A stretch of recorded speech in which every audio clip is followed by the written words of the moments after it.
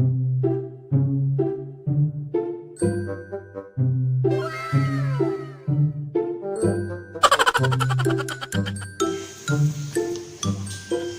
ba may free parang trolley hamper? Alam ko ito yun eh.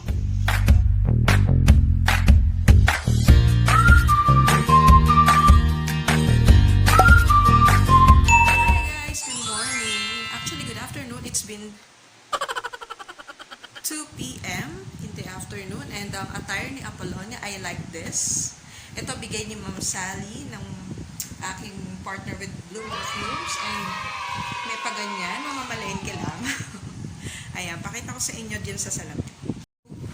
Hello Bilbil, and naka-shorts ako ngayon and ayan, ito yung binibenta ko na kangol from Japan. Naka-black shorts, gray shirt. So, pupunta ako ngayon ng Kainta area. So, balik natin. Balik ko. And, yan, nag-aayos ako. And, this will be my first appliance purchase kay Appliance Center. Wherein may isa-serve akong client na bibili ng ref. And, of course, yung ating ink. Meron akong pina-reserve na 70 bottles of ink. So, yun ay pang-online sale ni Apolonia. So, if you guys want to know about appliances and yung ika-canvas natin na ref na isa-serve kay client for Tuesday, so, watch till the end. By the way, thank you dun sa mga nakasubscribe na sa aking channel, Apples TV. And nakaka-400 plus na tayo, guys! Yay! So, ayun. Salamat po na marami sa mga nag-share, tumulong at nag-watch, and of course, nag-subscribe. So, hope you guys liked our video today and check nyo yung ating appliance store review and baka may magustuhan kayo appliances, syempre, PM nyo lang ako. So, see you all later.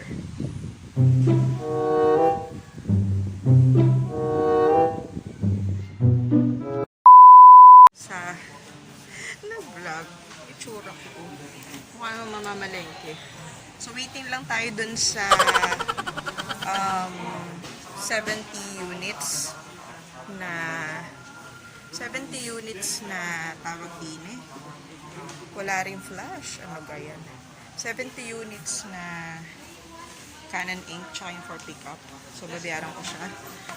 Around 24K in total. So, kailangan lahat ng pang Shopee ko cash para yung aking for installment ay mga appliances na lang. So, mamaya, napakita ko sa inyo yung bibilin ko for client. So, ito siya. Samsung. Hindi pa ako na confirmation.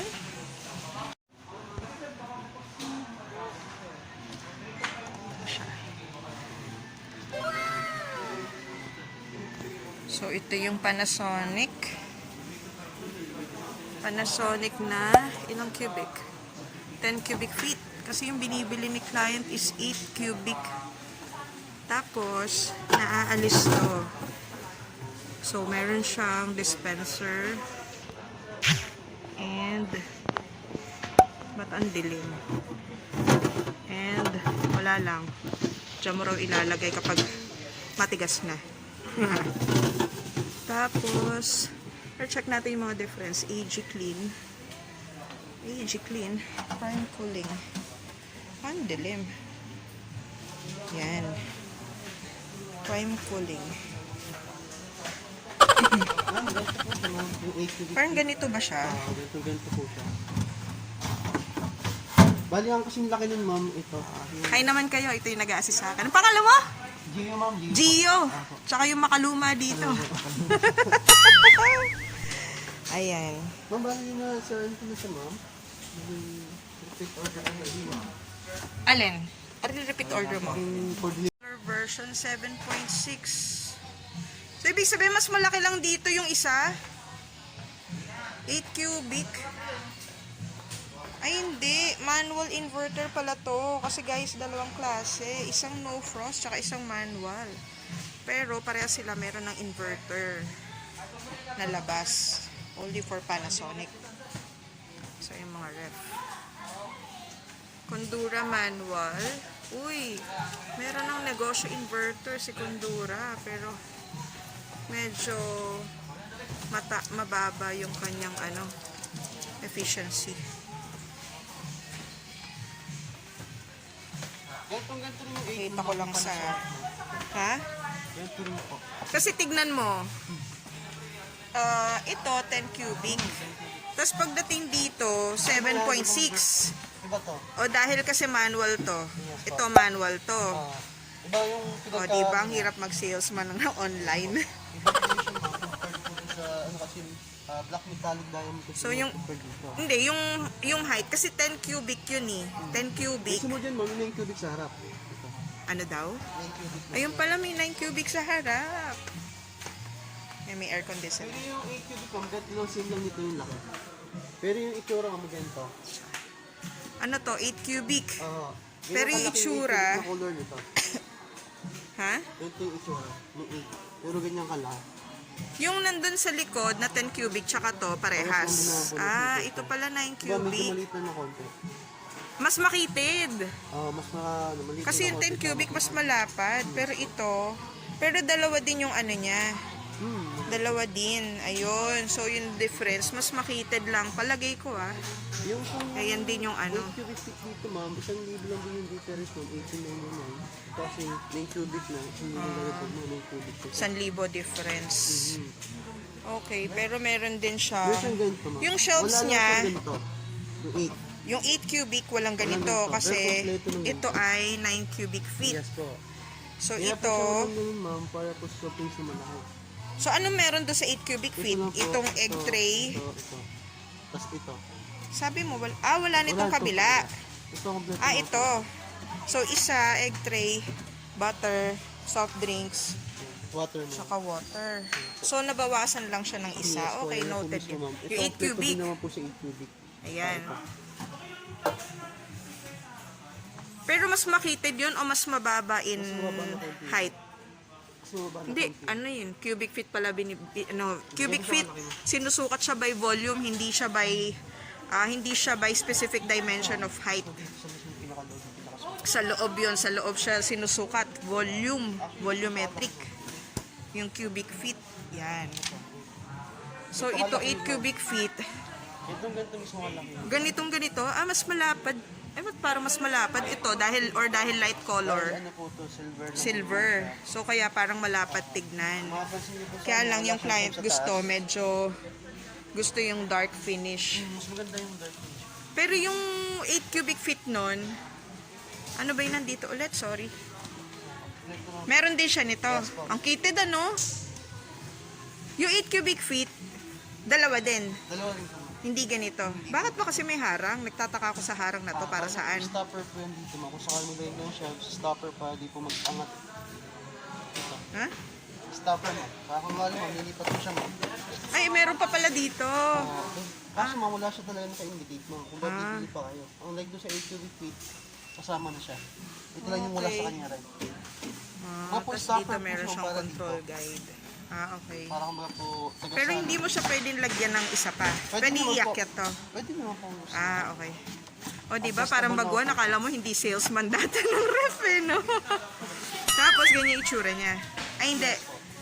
Ganyan lang yung space, pero ang itsura niya, yung para dun sa Econavi na yon yung black. Okay. So, dalawa. So, bayaran na natin. Thank you. Ano? Ito kasi mamula pang chiller. Yung kasi 8 cubic. Kasi ito, ibang model talaga to actually. Pero yung height halos ganito. Halos ganyan po. So, halos kasing tangkad ko, 5 lang ako. Siguro mga 5'4" to, yung height niya. Mga 5'4". Iyon, may chiller yon. Actually, yun ang pangarap. Gusto kong ref, pero ayoko mag-ref. So, ang price nito, $17,999. Ayun, meron na silang barcode. Ayan, so dun tayo sa Tapos ito yung Kundura ref. O dun sa mga nagpaplano. Inverter ba to? Ay, hindi, no? Hindi siya inverter. Inverter na ba to? Oo nga, inverter siya. Kasi yung sa kabila, meron din nakalagay inverter eh. Maliit lang yung freezer. Oo, kasi batang kondura kami. Ay, ito lang hindi ko type. Parang nipis malutong. Hello, kumusta ka dyan? No frost inverter. Kasi ako, although may kondura ako, tsaka Panasonic, LG. Pagdating sa ref, Panasonic talaga ako. Subo ko na yung energy efficiency. For me, ha. Ang dilim naman. Yun, pwede palang luminaw. I-review ko to pag Thank you, Sir Gio. Tingin mo na tayong washing machine. Ito ba may free parang trolley hamper? Alam ko ito yun eh. Laundry rack. May free pa rin ba yun? Ay, shucks. Para mababali Double check mo na naman kung kasi meron pa ako isa eh. So, ito sharp, 6.5 kg, 6,498. So, 6.5 giga wash. Tapos, TCL pa lang. 10 kg Tapos ni Bea, yung nagbebenta nito sale eh. Pero, syempre, mas maganda yung brand new. So, 8 cubic. Pero ito natatanggal siya. So, for those na mga nanay na hirap maglaba, mga mister, bilhan nyo na. Mura na lang. 9,000. Pero ito 6.5. Bakit? Malaki lang yung body. Pero 6.5. Pag kinumpara mo dun sa maliit kasi talaga body ng rectangular. Tapos ito malaki. Pero yung dryer niya, pang nag-uumpisang pamilya. Medyo maliit. Pero for 6.5, bilan nyo na yung mga asawa nyo. Washing machine. Bilan nyo na, 6.5 na lang, murang-mura. Dito yan, sa Abenson, Phase 2, Santa Lucia. My favorite appliance center. Yan. Ayan, so hindi na ako masyado maglilibot. Uuwi na ako kasi may pupuntahan pa ako. Ilang hilo po ng washing sa automatic kailangan? Wala na, kakukuha ko lang. Wala ka pa dito. Nitong nakaraan lang. Yun nga yung nabaha kami. Kaya hindi mo nakakuha ng washing machine. Pero yung last time, Panasonic yung inano ko na washing machine. Ba't yung dilim dito? Ayan. Oo nga eh. Binaha eh. So nagpalit ng motor. Yung may-ari nung ref, siya din yung may-ari nung confidential washing machine na nayari. Last Ulysses. So kaya lumipat sila ng Concepcion para at saka yung hindi na sila basta babae. Kasi kami sa tumana talagang nilulubog kami. Pero sanay kami sa appliances magpatuyo. Yung bagong ulit nagkataon ng talaksip, nagpakawala ng dami. Oo, parang ondoy din. Pero mas mataas kasi nung ondoy. Ayun. So, siya yung bago nag-assist sa akin. Isha-shoutout kita, Giovanni. Nag-YouTube ka ba? Ayan, uwi na ako guys. Salamat, Sir Dennis. Bye. Ayun, uwi na ako. JP! Dahil mong benta, JP! Ay, si JP naghihila. Daming benta! Nagpa-vlog na naman si Apolonia. Uwi na ako, may ayuda pa.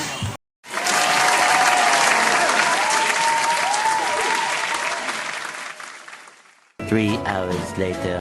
So yan, pinapalitan ko yung mga labels sa aking soap. Nagpiprint ako now. And then, papalitan ko yung mga labels nito. May saleable hair grower shampoo. And then, yan, ipapak ko. So, naka 10 parcels. Naka 12 parcels tayo today. So, ayan, tahimik lang tayo dahil nire-ready ko to dahil paalis ako bukas. Actually, mamaya madaling araw. Pupunta akong Batangas. Ayan. So, ayan yung ating i-ready. So, let's take a picture of it. And then, isama na natin ito. Para kita sa cam na ito ay bisibisihan.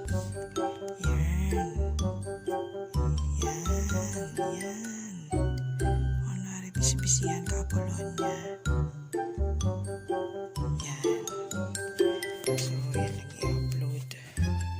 And then this one, picture na rin natin. Yan. So, comment kayo sa baba kung maganda ba para sa inyo. Which one is better? Yung taas or yung dark violet? But for me, mas okay yung dark violet. Kasi, cover ko mamaya, isasama para mas kita yung yung pagkakorean kasi ito. Guys, ito, nilagyan ko na nung aking pambalot sa loob, yung clear. Nilalagyan ko kasi bawat ink. So, ayan, may remarks na. Kasi si husband ang mag-e-empake nito. Bukas, pagdating mo mga ink. So, ang nilagay ko dito is yung plastic na may seal at saka yung bubble wrap. Para wrap na lang siya ng wrap. Tapos may remarks ko. Ilang ink, gano'n, like this one. 1 Canon ink. Tapos ito nakalagay 2 Canon black. Tapos ito pinang ko na kasi kompleto naman ako yung 4 colors Canon. So i-advise ko na lang siya na i-pentel pen yan para hindi nakikita ng courier kung anong laman ng parcel. So cut na natin to, doon tayo sa bahay. Guys, sa wakas natapos na rin yung aking project and naka 12 shipments tayo for tomorrow and for the 20th kasi 2 days ako mawawala dahil pumunta ako Batangas and not sure if mag-extend ako until Saturday, hopefully not kasi sayang yung benta. And now kumuha lang ako yung ito yung mga patchouli hair grower shampoo, bar shampoo, isa sa mabenta ko to. So ito siya, yan as you can see, hindi ko siya ma-photo. So ayan siya guys. So maglalagay ako ng picture after this video and I hope you guys try this bar shampoo. Ang ingredients niya pala is BCO oil, patchouli essential oil with aloe vera extract and fragrance. So sana matry nyo yung ating hair grower shampoo and ayun, sana may natutunan kayo and may nagustuhan kayo sa mga appliances na feature ko kanina, although medyo short clip and nagmamadali din kasi ako. Bali, pwede nyo namang i-browse yun. Pwede nyo i-check sa website nila www.avinson.com. Lalagay ko yung link sa baba. And sa mga previous vlogs ko, nakapag-feature na rin ako ng appliances. So, check nyo yung mga appliances doon. And, ayun, this one is hopefully, pili kayo guys kung ano mas maganda. Pwede kayo mag-comment below kung ano yung mas magandang design. Kasi ito na-check ko lang to sa Canva. So, okay pa. Hindi pa ako pinagbabayad ni Canva kasi actually guys, may ibayad yun. Yung editing app. And then, gagawa pa ako ng flyers for mamaya. Time check, 1:30 a.m. And mamaya madaling araw ako. Pero kailangan ko gawin yung flyers para mamaya madaling araw din. Maya-maya, mapiprint ko na lang siya. Gugupitin ko na lang siya pagdating sa sasakyan. Magkakaroon ako ng blue presentation sa KFC dito sa Salamat, Batangas. And maganda yung result ng presentation. So, present kami ng products which is no perfumes. Ilalagay ko yung link sa baba. And which is, alam nyo naman na napaka-effective din. And may mga testimonials na din ako. Ilalagay ko rin after this clip. So, ayan siya. And this one, yung patchouli hair grower. Actually, may distributor to, but this time, ilalagay ko na yung mismong pangalan ko kasi medyo nakikilala na siya. Guys, our video for today, give it a thumbs up, subscribe, and hit the bell para ma-notify kayo sa mga susunod naming vlogs. Bye!